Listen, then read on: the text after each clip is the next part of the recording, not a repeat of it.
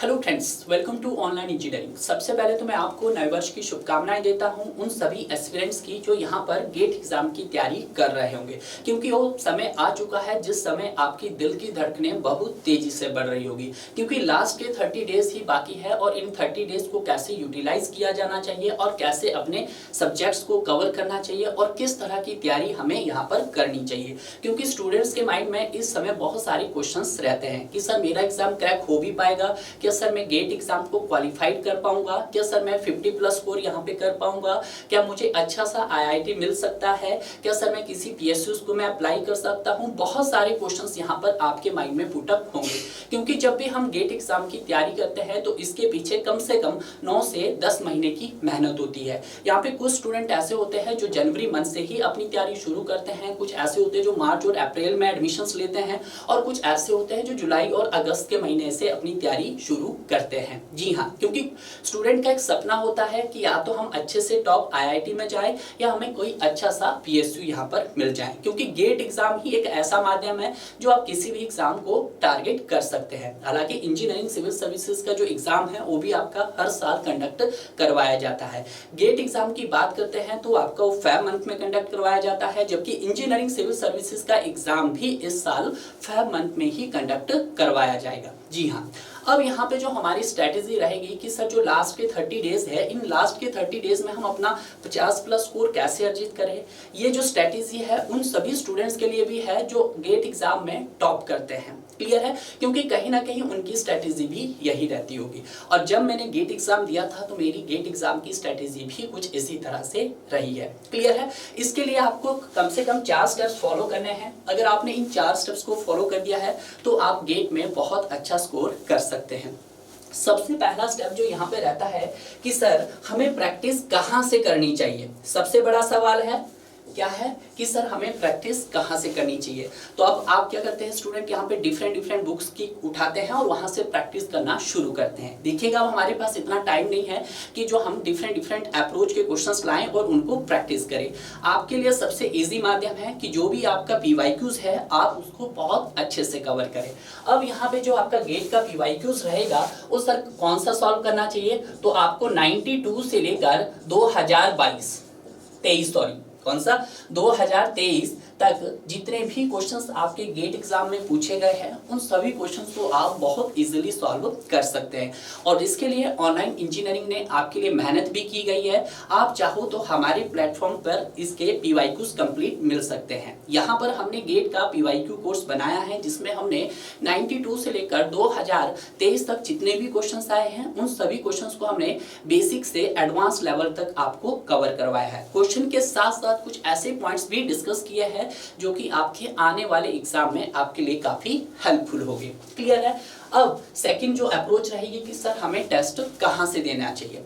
देखिएगा, पहली अप्रोच आपको पता चल गई कि हमें प्रैक्टिस करना है और प्रैक्टिस कौन सा करना है, अपने पिछले पीवाईक्यूज कवर करने हैं। अब स्टूडेंट का सवाल है कि सर हमारे पास टोटल जितने सब्जेक्ट, क्या सारे सब्जेक्ट के पीवाईक्यूज लगाने चाहिए। नहीं, जितने सब्जेक्ट अभी तक आपने कवर किया होगा आपने उन्हीं सब्जेक्ट के पीवाईक्यूज यहाँ पर कवर करने हैं। क्लियर है। हो सकता है जैसे यहाँ पे बहुत सारे स्टूडेंट ने इन्वायरमेंटल इंजीनियरिंग कवर किया होगा, ट्रांसपोर्टेशन इंजीनियरिंग कवर किया होगा, सॉइल मैकेनिक्स कवर किया होगा। अगर इन तीनों सब्जेक्ट की वेटेज आप देखते हैं तो मोर देन 40 प्लस है। क्लियर है। उसी तरह से नॉन टेक में आपने एप्टीट्यूड और इंजीनियरिंग मैथमेटिक्स किया होगा तो वहां पे उसकी वेटेज भी 28 to 29 है।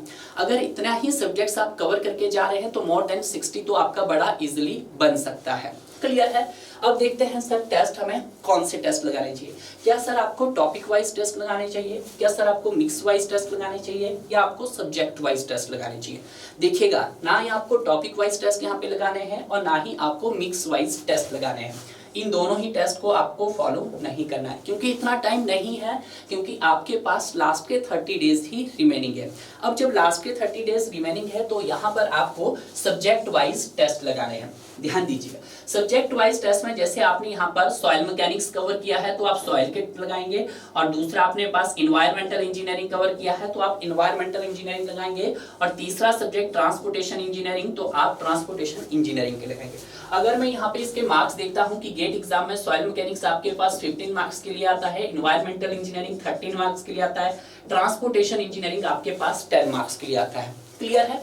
तो अगर मैं बात करता हूं टोटल स्कोर तो यहाँ पे बन जाता है आपके पास 38। क्लियर है।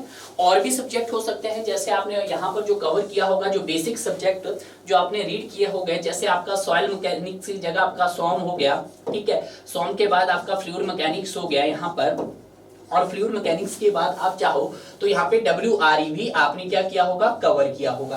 क्लियर है। अगर मैं बात करता हूँ यहाँ की सॉम की, तो सॉम भी आपके पास यहाँ पे 7 से 8 मार्क, फ्लूइड मैकेनिक्स 7 से 8 मार्क, WRE भी आपके पास 4 से 5 मार्क्स का रहता है। क्लियर है। तो ये मैंने आपको एक स्ट्रेटेजी बताई है कि आपने इस तरह से अगर अपने सब्जेक्ट यहाँ पर तैयार किए हैं तो इसी के ही PYQ आपने सब्जेक्ट वाइज लगाने हैं। क्लियर है।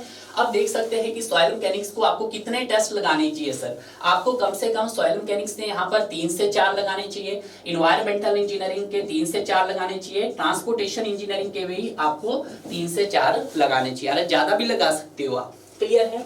अब ये तो सर आपकी सेकेंड अप्रोच थी।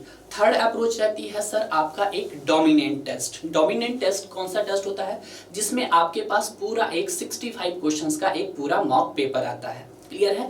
जिसमें कंप्लीट सब्जेक्ट आपके इंक्लूड होते हैं। अब आपका सवाल होगा कि सर जब कंप्लीट सब्जेक्ट इंक्लूड है तो सर कुछ सब्जेक्ट तो हमने पढ़े ही नहीं है। देखिएगा, अगर आपने कुछ सब्जेक्ट नहीं भी पढ़े होंगे ना, तो आप उन सब्जेक्ट के क्वेश्चंस को मत लगाइएगा, आप सिर्फ उन्हीं क्वेश्चंस को सॉल्व कीजिएगा जो सब्जेक्ट आपने कवर किए हैं। क्लियर है। सिंपल सा फंडा है। तो डोमिनेंट टेस्ट आपका कब यूजफुल होगा, डोमिनेंट टेस्ट करने से पहले आपको यहाँ पर अपनी रिवीजन करनी है। क्या करनी है, रिवीजन करनी है। हालांकि आपको रिवीजन जैसे आप सब्जेक्ट वाइज टेस्ट दे रहे हैं तो भी आपको रिवीजन करनी है।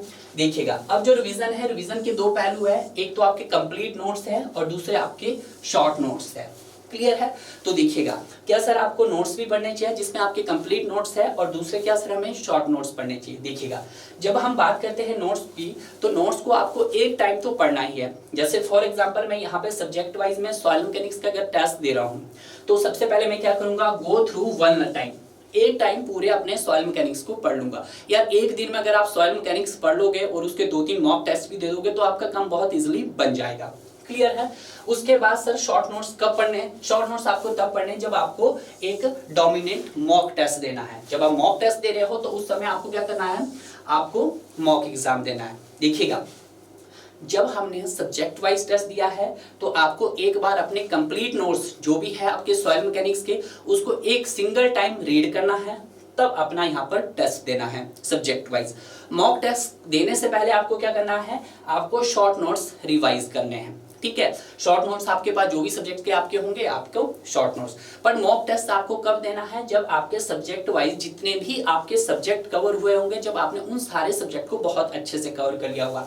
देखिएगा, जैसे आपका sir soil mechanics, environmental engineering आपका हो गया, ट्रांसपोर्टेशन इंजीनियरिंग, सॉम, FM और WRE, इनको एक बार आपने जब आपने सब्जेक्ट वाइज टेस्ट दिया तो गो थ्रू वन टाइम भी कर दिया इनको, यस सर कर दिया। सेकेंड टाइम जब आपने मॉक एग्जाम दिया, इन सभी सब्जेक्ट का कंबाइन टेस्ट दिया, तो उस समय आपको सिर्फ शॉर्ट नोट्स रिवाइज करने हैं। क्लियर है। शॉर्ट नोट्स रिवाइज करने हैं। तो ये थे हमारे बेसिक 4 स्टेप। अगर इन 4 स्टेप्स को आप फॉलो करते हैं तो कहीं ना कहीं आप गेट में बहुत अच्छा रैंक ला सकते हैं। क्लियर है। लास्ट में एक इंपॉर्टेंट नोट्स रहता है, क्या सर हमको न्यू सब्जेक्ट यहाँ पे पढ़ना चाहिए। देखिएगा, वही लास्ट के 30 डेज है और लास्ट के 30 डेज में आप चाह रहे हैं कि सर मैं एक नया सब्जेक्ट पढूं, तो ये आपके लिए बिल्कुल गलत अप्रोच है। क्लियर है। तो ये जो बेसिक 4 स्टेप है, इन 4 स्टेप्स के माध्यम से आप चाहो तो गेट में आप एक सिंगल डिजिट में रैंक भी ला सकते हैं और आप अपना गेट में अच्छा स्कोर भी ला सकते हैं, जो आप कभी सोच भी नहीं सकते हैं। सिर्फ आपको इस पैटर्न को फॉलो करना है।